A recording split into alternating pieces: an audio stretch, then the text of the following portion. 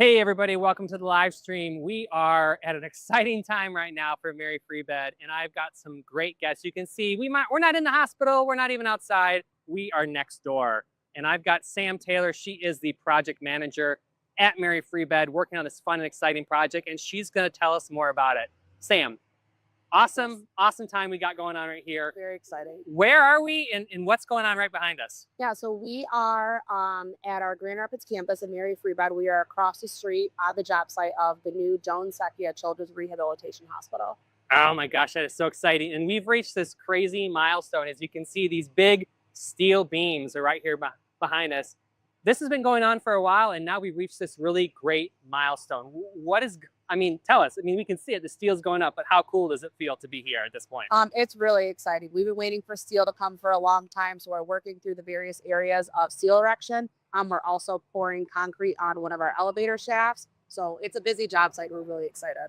Yeah, and we've got one of the project managers for Granger who's going to tell us more about it in a little bit, but just remind us some of the details. This is the Joan Secchia Children's Rehabilitation Hospital. It's a venture between Mary Free Bed Rehabilitation and Corewell Health, Helen DeVos Children's Hospital. This is going to be like a state-of-the-art facility, 3 stories. What kind of details can you tell us about like the hospital that's going to be going up? Yeah, so we're really excited for this new hospital to be kind of like a state-of-the-art destination for Mary Free Bed and for Helen DeVos. We're really fortunate that we have really great partnership in the community, and now we're going to bring it all into one building. So this will meet a lot of unmet needs in the community. We are able to double our inpatient census in the hospital from our current 12 beds to 24 beds. And we also have been able to add a lot of physical footprint to our outpatient, O&P plus B, and outpatient medical group departments so that they have more room to treat patients. And so how excited are you for this? Because by doubling our patient size, we're able to just reach and help more people in our community. What does it mean to you and to all of our staff at Mary Free Bed? It means a lot to me. I have a very personal tie to Mary Free Bed, but we're all here to serve more patients and restore hope and freedom. It's a really exciting time. This project has been in the works for over 3 years. So for steel to be going up and elevator shafts being poured, we're really excited about the work being done.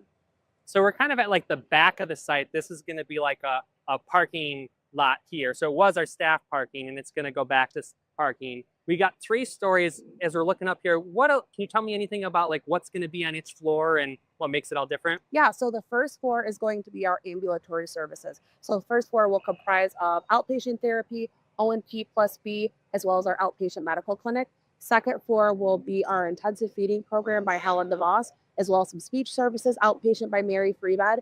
And we will have some conference room space as well as a playground for our inpatient and outpatient visitors. And our third level will just be inpatient rehab. Again, we're doubling that census from 12 to 24. And so what are going to be some other milestones? So as the community is like driving by this site, they're seeing it go up, they're watching it be built as we are. What are other milestones that community members can think about and see as it's happening? So our next immediate upcoming milestone is our crowning ceremony, where we'll place the last beam of steel. On top of that, we are working on planning for the fabrication and installation of the bridge that will connect the 2 campuses, as well as an arch that will go over our bridge.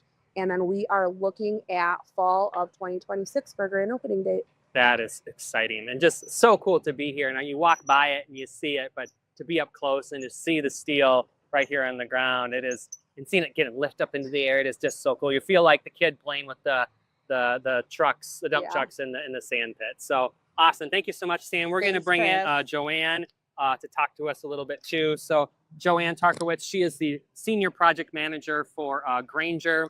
We'll get this mic clipped on you here.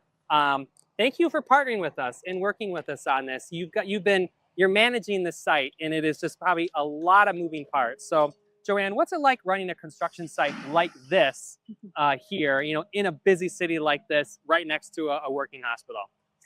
It's an adventure every day, that's for sure. Every day on a construction job site, you have new opportunities, new issues to work around and through. And thankfully, we have a great partnership with Pure Architects, your architect for the project, and we've been sailing through, but always fun every day. Yeah. So I want to give definitely a shout out to Pure Architects, who's helped design this. They're the architect for the project. So tell us, walk me through this space right here. So we're going to stay still because there's so much stuff going on, but just kind of paint the picture. What is all going on here that people are watching with us at home can see? Absolutely. Right now, we're working on our third bay of steel, erecting it, and they just started less than 10 days ago, and we're already on to our third complete bay. It's been exceptional. Shout out to Pioneer and Van Dellen for that. And then we also have Choice Concrete working on our shafts. That's for the elevators and the stairs. It is a shear wall design. So a lot goes into the shafts because they're actually a structural component as well. And I mean, just like, can we go a little closer to this steel? Like Absolutely. to see these pieces like up close. I mean, it's crazy to think this is all what's holding it together. Absolutely. Wow. And so there was so much work that went in to this location before you actually like got to this point.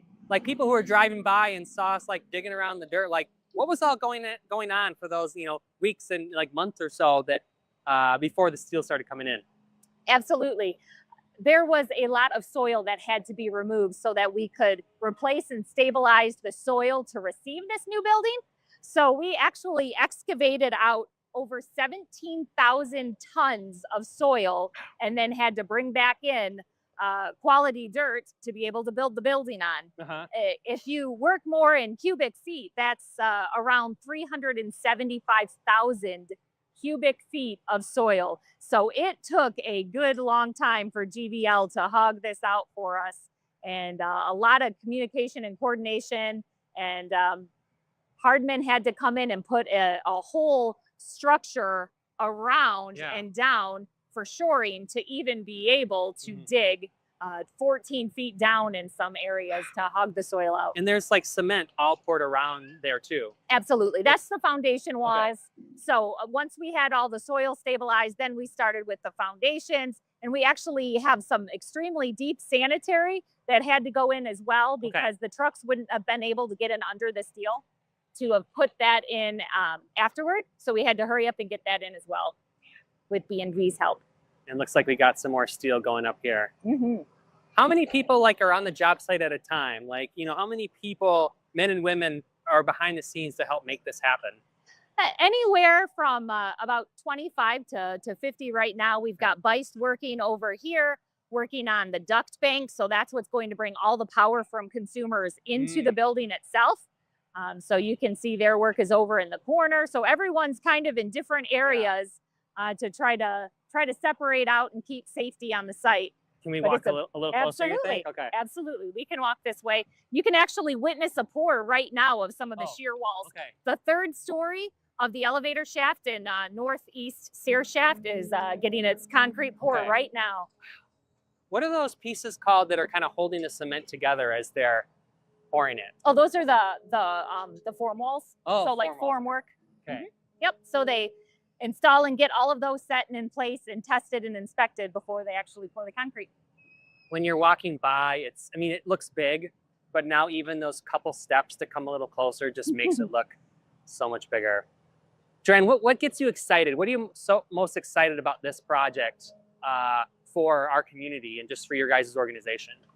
Absolutely. Healthcare is a huge priority for myself. I've dedicated the last 20 years of my life to healthcare construction. So what gets me excited is not the construction part, but the end game, actually.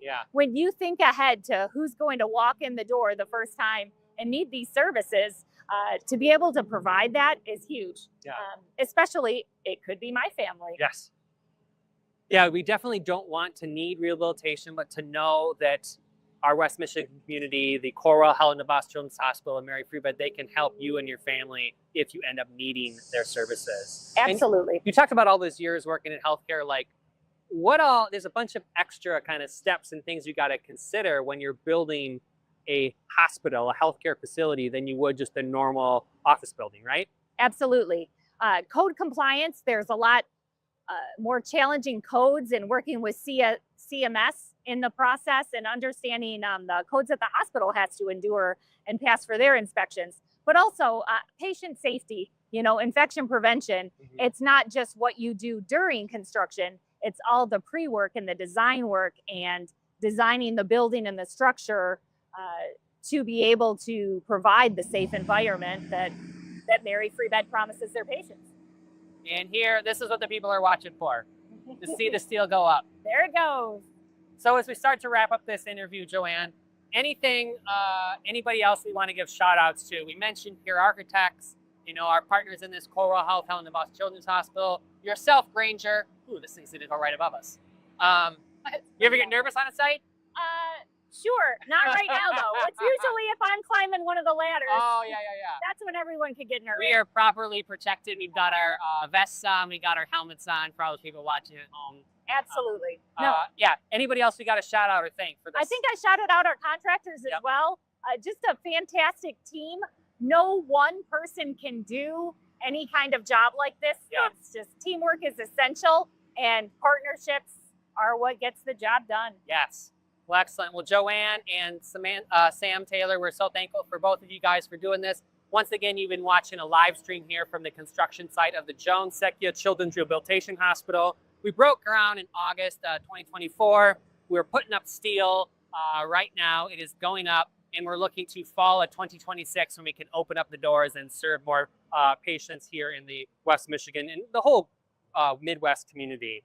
So we're so thankful for you to watch, and just everybody at home, thanks for watching and stay well.